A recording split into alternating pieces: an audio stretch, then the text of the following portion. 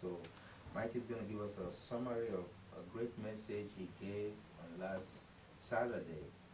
And so I want you to welcome him and engage him as he shares. Would you do that? Would you do that?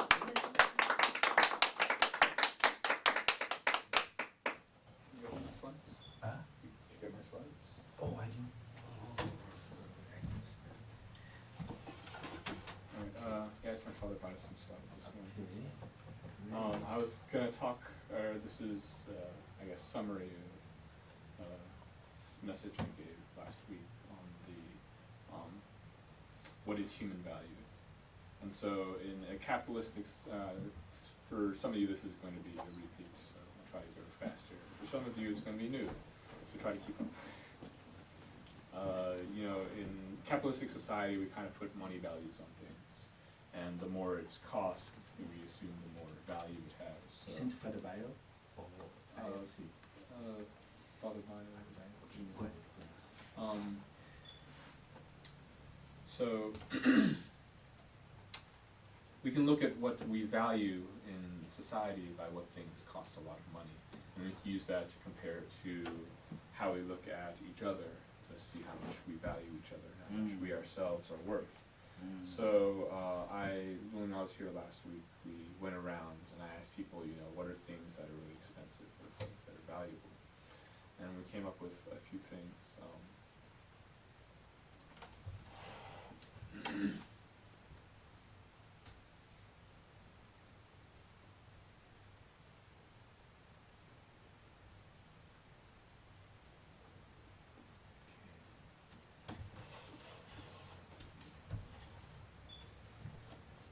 So one thing that's valuable to a person is family photos, especially if they have members of the family who have passed. If you're not going to get any more photos of them.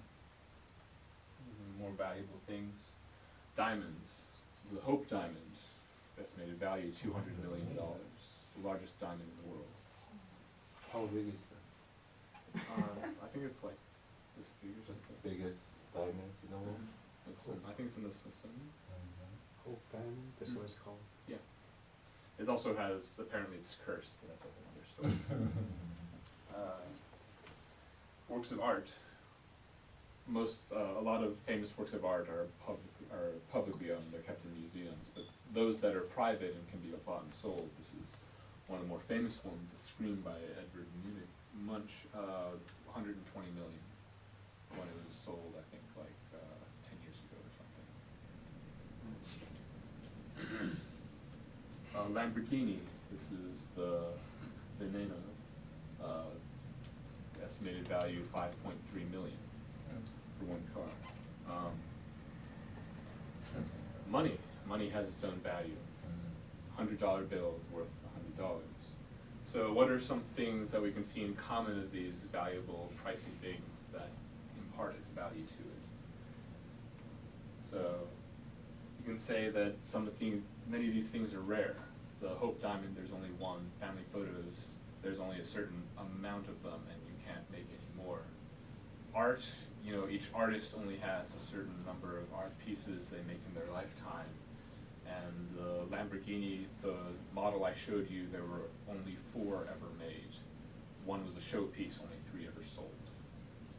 And that's what gives it its rarity, because there's only a few number of them. But think about people. How rare is a person? You know, you might think, oh, there are billions of them.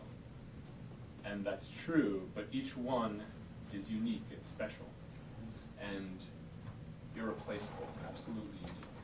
From Divine Principles 7.1, this is in Christology. Suppose there's a perfect machine where every part is the only one of its kind in the world, and there's no other way to procure or make a replacement for any of them, no matter how small or insignificant a single part may be. Its value, the part, is then the same of the whole machine. And similarly, a fully mature person is unique in all the universe, no matter how insignificant he may seem. His value is equivalent to that of the entire cosmos. Amen. So since we are absolutely unique, there's no one of us anywhere else. We're one of a kind. We're who made it? Works of art. I could make a painting that's not going to be worth much because I'm not a painter. The better a painter, the more valuable their art's going to be. And also, if it's a great painter, one of their doodles, on a piece of paper is, technically an artwork, but it's not going to be as valuable as a large piece that they invested more time into, because an artist's time is valuable, and the more time they invest and the more of themselves they invest in a piece, the more value they impart to it.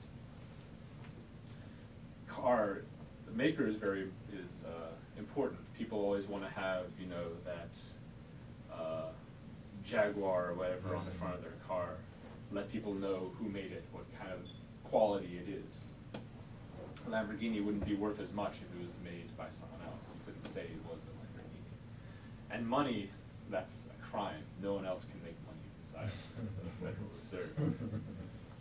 If you print your own money at home, that doesn't mean it's going to be worth anything. So who made something matters. So from Psalm 139, we hear that speaking to God, you created my inmost being, you knit me together in my mother's womb. I praise you because I am fearfully and wonderfully made, and your works are wonderfully, and I know that full well. My frame was not hidden to you when I was made in the secret place, when I was woven together in the depths of the earth. Your eyes saw my unformed body, all the days ordained for me were written in your book before one of them came to be. So this shows how much God has invested in us, and how he is our creator, and what great plans and hopes he has for our lives. And we also know from Father Moon's teachings that we were God's first conception, and that all creation was made to build to each one of us. Finally, I talked about the supply side, how few of them there are make things more valuable, but there's always supply and demand. So the more people want something, the more value it's going to have. Family photos, if you don't have any, you would how much would you pay to get back just one photo of someone that you lost? Diamonds, every woman wants a diamond engagement ring. So if you want to show her how much you love her, you have to have that diamond. Art, people love art. They love looking and appreciating and looking at the art styles, the brush strokes, examining it. And everybody wants money. You use it to get all that other stuff. And, a dollar bill, how much does it cost to make? Pennies. It's not what goes into it that makes it valuable. It's the fact that you can go and spend it for money, which makes it valuable. So for people, how much in demand are we? We can ask that by how much are we loved? How much are we desired? And this is one of the most famous quotes in the Bible. For God so loved the world, he gave his one and only Son, only begotten Son, that whoever believes in him shall not perish but have eternal life. And so this shows the depths of God's love, what he's willing to sacrifice in order to have us and bring us back to him. This is shows us how great of demand we are, and how much we are wanted by God. And so for all these things, you can see that human beings, each one of us individually, has immense value. However, as we go along our lives, bad things happen, and we do bad things, and at some points we think, I used to have value maybe, but then I've lost it. I wasn't able to live up to my expectations. I've fallen from the path. I've lost faith. I don't deserve, to be loved. I'm not one of a kind. I'm not special. But let's think about how things lose value. In Isaiah even I, am he who blots out your transgressions for my own sake and remembers your sins no more. It shows that God is always willing to forget and forgive, to wipe out your history in order to create a new future for you. And the things that we said gave things value, give people value, they can't be tarnished. So if something is one of a kind, even if it's dirty, it's one of a kind. If you saw a $100 bill sitting in the trash, you wouldn't think, oh, it's not worth anything anymore. You'd go pick it up. It's still worth $100, no matter how dirty it is. So like that, people, we can get dirty, but we can always clean ourselves up. And we retain our value because we are still one of a kind. We are still deeply loved by God and His absolute creation. So this should guide the way we see others and we see ourselves. We look at others, and despite the way they act, or maybe the things they do that we might not approve of, we can't say, oh, I am better than you. You can't say, I am, even though this is like the other son of the prodigal child, because my brother went away and he blew his inheritance, why don't you love me more? God loves all of us, and we are born with the value that we maintain through our entire lives, so we can't say that we're better than other people. And we have to help other people recognize their value in order to live up to their potential. We can't judge them and tell them, oh, you're wrong and you're worthless, because that's not going to empower them. And that's what we should be about. Also, this can be even harder. You have to look at your own value, because you have parts of yourself that you don't like to show to other people, that you try to hide. And you worry that if other people were to see that they would think less of you, that you think that people don't know how much value of yourself you've lost, but that's not true for the exact same reasons. You can't look at someone else's success, you can't look at someone else's piety and say, oh, they're better than me, I should just give up. Or you can't say, all these things I failed at, what's the point to keep going? Because your value is unique and remains, and that's all you need. You have to know where you came from, to know where you're going, and those things will never change. And that way, your value never changes, and our mission here never changes. Thank you. Amen. Yeah, Drew? Is it so?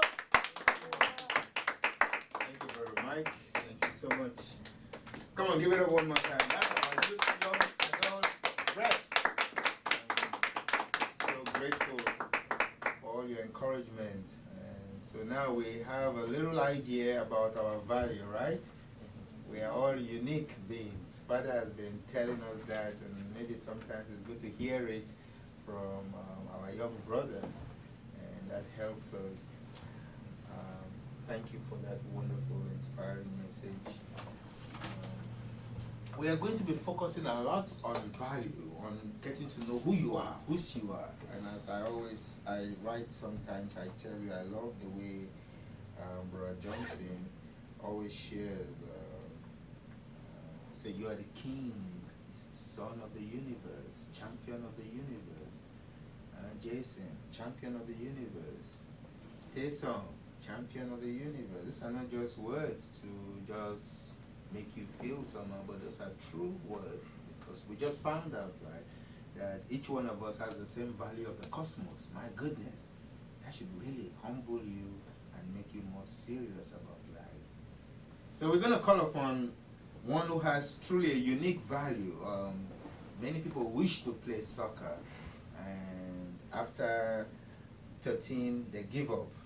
After 12 years old they give up. I've seen many, they start young, and they give up.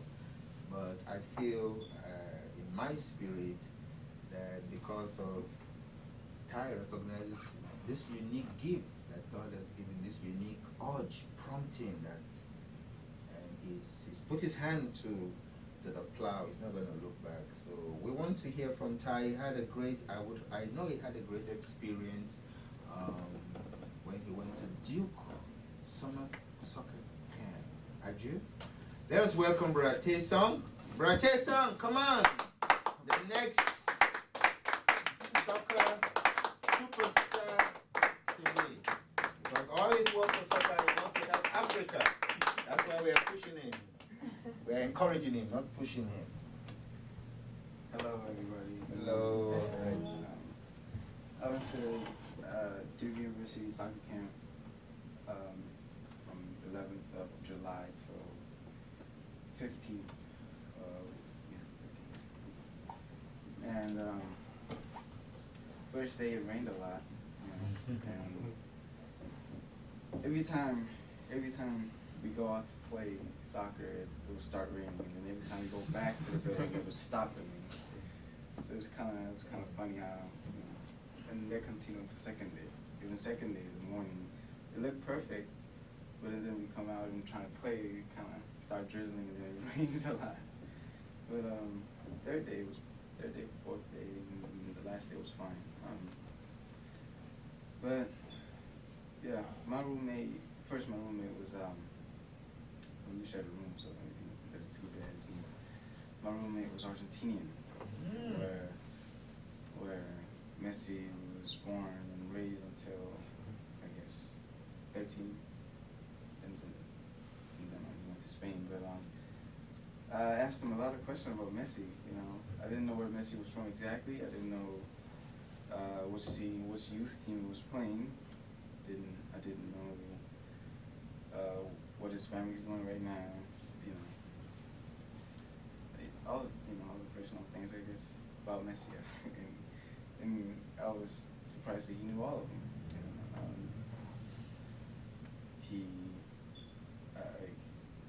They were saying that he was saying that Messi, he actually have they have a business there. They set up restaurants and many different stuff in Argentina, not just where he is from, but everywhere almost, like a chain store. So, I was kind of surprised. I didn't know anything about it. And I also learned a new thing that right now Argentina's winter. Completely. I didn't know that. I didn't know that. And I was kind of surprised. But yeah. And then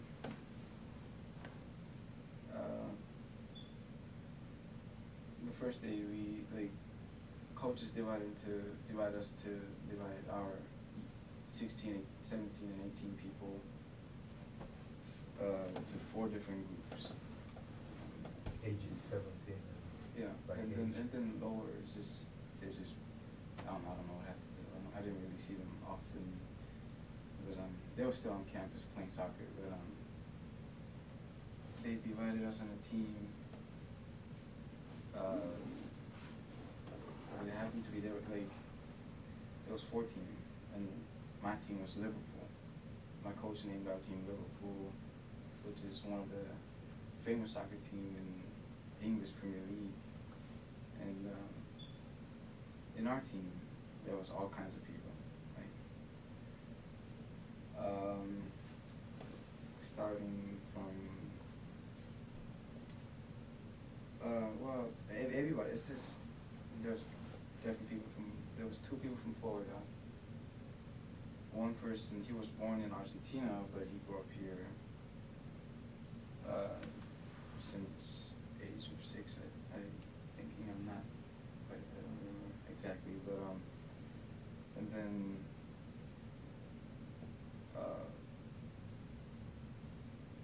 one person from Massachusetts and Bridgeport also,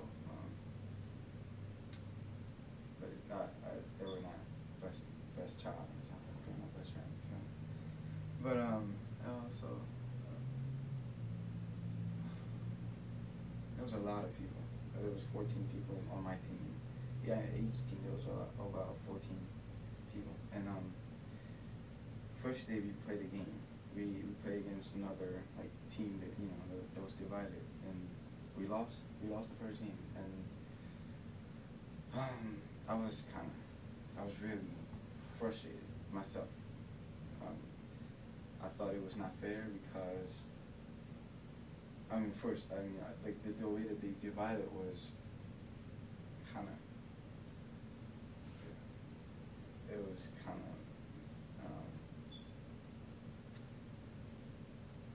they divided in a way where good people were. They didn't spread the skilled players. They did not. It was not. But and we lost the second, third game. We lost. Well, we tied, and then we lost 3 games. We tied one. We won one, but that one win, we beat the best, like one of the undefeated in the camp. That I thought, I didn't really like. I never thought about beating that team. We beat them 3-0. We completely destroyed them. And I kind of felt bad about what I thought about my team because we could have done this the whole camp, but it's just that it was. I blamed myself because I was not. Was blaming. I had some I was blaming something. So, but I really should have blamed myself for losing all those games. That was something that I realized. So that's part of something you learned? Yeah. One of your learning experiences, okay. And then, well, it was fun though. We lost, but everybody in our team is unique, as you say, everybody. And I want to stay on, How was the coaching? What did you get out of coaching? Anything stand out that you learned a great lesson, which is good, to take ownership of failures, don't look at others to blame. But any other thing that you learned through? Skill-wise? No, just skill-wise. You had a coach for each team. Yeah. So that's coach for Liverpool team. Yeah. So that coach. So did you learn something from him? When before you left, I wrote to you that to be close to the coach. Yeah. So you were close to the coach, and did you learn something from his coaching? His coaching. In the future, you may be a coach. Yeah, his coaching style is very much like my academy coach.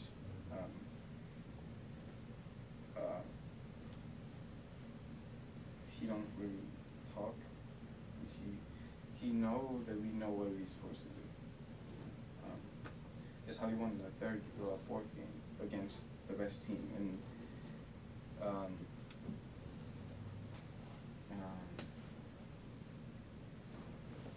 anybody was surprised if we beat him because nobody beat him before.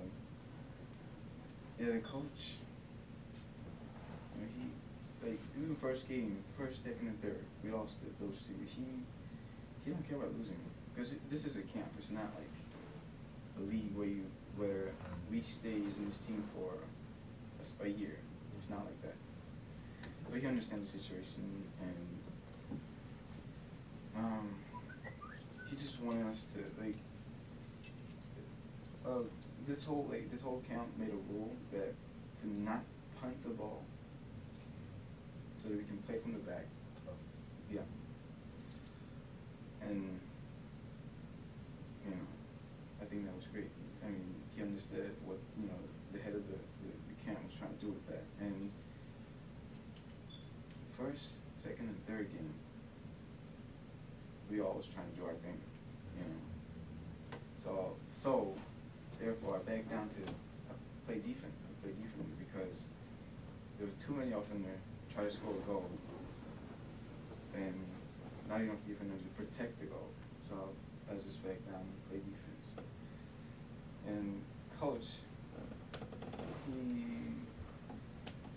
he never thought about he never thought to put me in the back, you know. But he said, since I wanted to do it, he, you know, just put me back there. I was playing right back.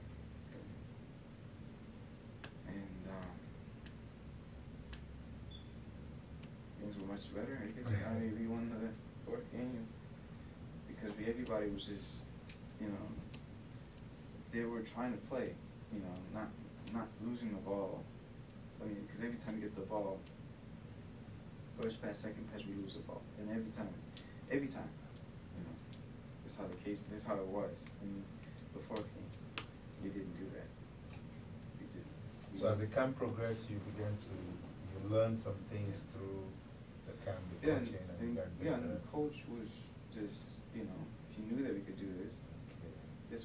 That's why, you know, most coaches in other team, they yell. It's just, I mean, there's 2 games going on, and we hear coach from, you know, it's just, we're supposed to be talking, we're supposed to be hearing ourselves, but, I mean, I was playing and I could hear coach, so. Other coaches, another yeah, game. another game. So I was like, okay, well. But, yeah. So tell us about your version of taking responsibility. I heard you cut the bus back yourself. Yeah. How was that? Yeah, on the way back. The way how I got back was, you know, it was last winter camp that I attended, 2011 winter camp, went to Charge. His name is Sammy Uyama. He lives in North Carolina. He's going to UNC right now. He is graduating after this semester, this one more semester from the college. He's that much older than I. Yeah, he's really old. He's team leader. How old is he? I think same age as you. I think so, yeah.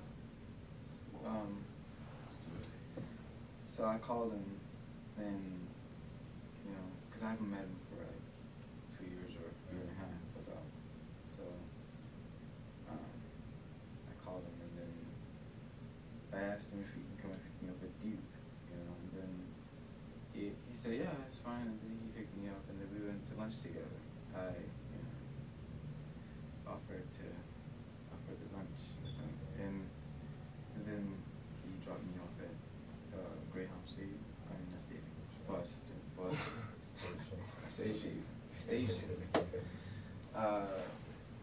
And then, you know, we were just talking in the car, like, you know, nice to see him, and then I asked him, like, how do you feel about life, you know, in general? And then he said, it's exciting. I never, like, thought he would say that, you know. I was kind of inspired. And so, like, he's kind of saying, he's saying that he's almost graduating, and then after he graduates, there's so many things he can do with a degree, I guess. And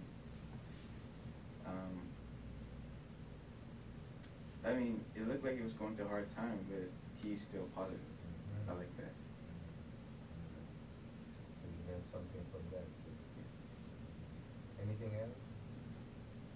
I'm sure there's so much. But the fact, I mean, your team beat the best team, but when I hear what you're saying, you decided to play defense, and if you had not decided to play defense, maybe your team would not won. I don't think so. I mean, you still could have won. Do you think you still could have won? Because that day was kind of different. Everybody's condition was optimistic, I guess, and we were all united.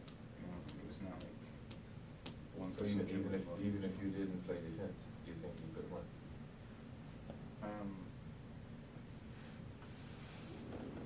You helped your team. I think you need to understand it's not easy to choose to go from attack to defense, to be a forward. I mean, nobody would do that. Right. Yes, so that the fact that you did that, I think you should not underestimate the effect that had on the team.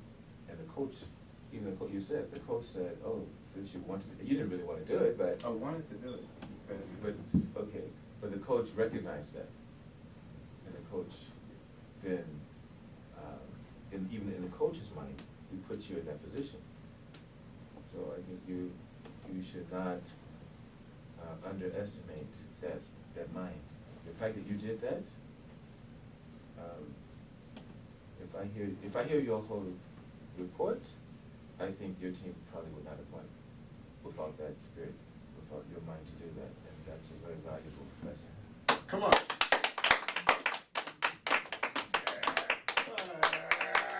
My man, the next great soccer player, not just player on the field. As you can see, soccer coaching is beyond, it's not just about the athletic skill. It has all to do with heart and good decisions. And I would really want to thank Ty for sharing how he took responsibility. Please really look at his report. The first few days, the first 2 games they played, they lost. And he was looking outside at others, or maybe it's other people's fault, just like, situations happen where people blame in the Garden of Eden, oh, you did it, nobody take responsibility. But once he decided to take responsibility for the team, this is what we do when we talk about setting condition. One person can set condition for the whole city. One person can set condition for the family. Once he decided to say, oh, it's not, I can't blame, I have to look at myself, then things begin to change. He decided now he had the power to